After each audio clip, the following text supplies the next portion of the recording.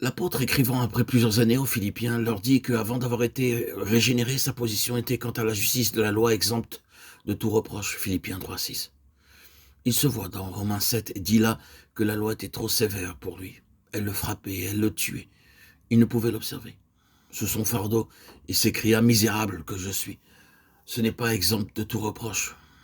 C'est donc produit quelque chose qui a troublé sa satisfaction et qui a fait de lui un homme divisé par la guerre civile qui fait rage en lui. Dans l'homme non régénéré, la conscience se cacha derrière les rites et les observations de la loi. L'observation rigide de ses formes et de ses rites séduisait et trompait sa conscience. Elle disait paix, paix, là où il n'y avait point de paix. Mais lorsque le moment du réveil spirituel arrive, cet état de choses ne peut plus subsister.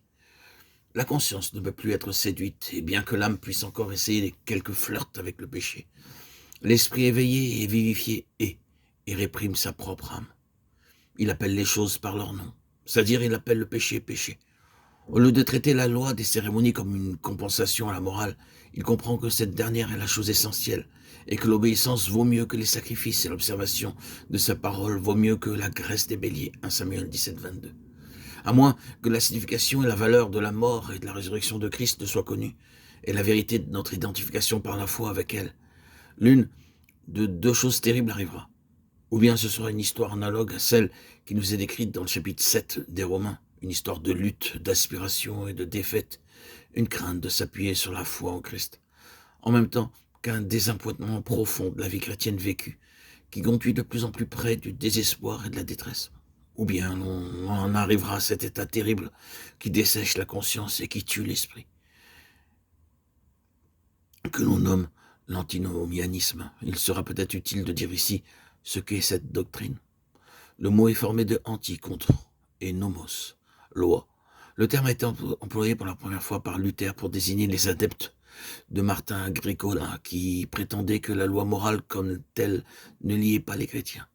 Mais la chose elle-même existait longtemps avant l'époque de Luther où le nom lui fut donné. Dès les premiers temps chrétiens, il y a eu ceux qui ont nié l'utilité de la loi ou ses obligations dans la dispensation de l'évangile. Il semble que déjà dans les temps apostoliques, ce principe ait été à l'œuvre.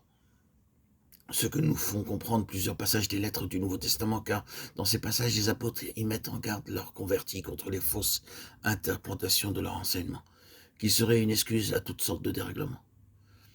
À ceux qui, dans un esprit de contradiction, désobéissent à la vérité et obéissent à l'injustice. À eux, la colère et l'indignation. Anéantissons-nous dans la loi par la foi? Non, certes.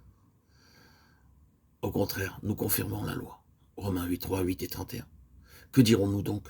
Que nous devons demeurer dans le péché afin que la grâce abonde? Non, certes. Romains 6, 1.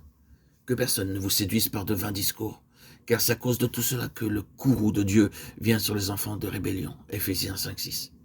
Avec leurs discours pompeux et vides, ils séduisent par les convoitises de la chair et par l'impudicité de ceux qui viennent à peine d'échapper aux hommes qui suivent la voie de l'erreur, en leur promettant la liberté alors qu'ils sont eux-mêmes esclaves de la corruption, car on est esclave de ce qui vous a vaincu. 2 Pierre 2, 18, 19. Il y a encore de cette doctrine une fausse interprétation de la doctrine de la justification par la foi. Quelques-uns ont même enseigné dans le passé que puisqu'ils sont spirituels, leur nature ne pouvait plus être corrompue, quelle que soit leur conduite morale, ou bien qu'une personne élue ne péchait plus, alors même qu'elle commettait des actes mauvais en eux-mêmes. Certes, personne ne soutiendrait délibérément une telle doctrine, mais le principe peut cependant opérer. La justification par la foi, avoir la finalité et la plénitude de la perfection en Christ, la persévérance finale, c'est-à-dire lorsque l'on est en grâce, tout est toujours en grâce. Des affirmations comme celle-là peuvent, si étranges que paraissent cela, produire une espèce de christianisme dur et légal. S'il est mal compris et résulter en beaucoup de choses positivement mauvaises ou problématiques, ou autres que conformes à la grâce de Christ.